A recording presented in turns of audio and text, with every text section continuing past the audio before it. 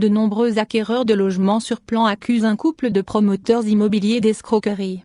Des années après avoir versé la première tranche, ils se sont aperçus que les projets de logement étaient toujours en chantier.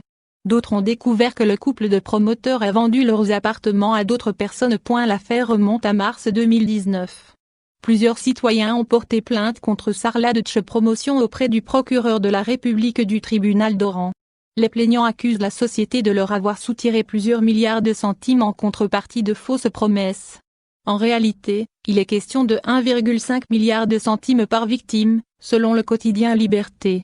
Ainsi, après avoir entendu les plaignants, le magistrat du tribunal d'Oran avait ordonné l'interdiction de sortie du territoire contre Ahmed Hadj et son épouse Hadjé ainsi que l'ouverture d'une enquête.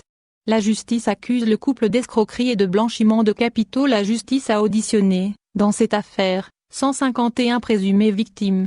L'enquête a révélé que le couple Hadj proposait, depuis 2013, la vente sur plan d'appartements, de villas et de locaux commerciaux à Oran.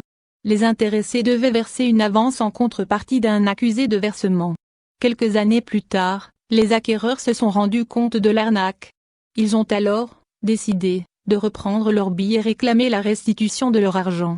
La plupart se sont heurtés au refus de la société, tandis que d'autres ont pu arracher la somme de 100 000 DA comme gage de bonne foi pour la restitution du reste de l'argent.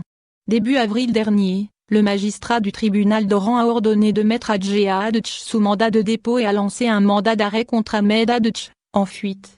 L'enquête a révélé l'implication de 12 personnes dans cette affaire. La justice accuse le couple Hadj d'escroquerie, d'émission de chèques sans provision et de blanchiment de capitaux.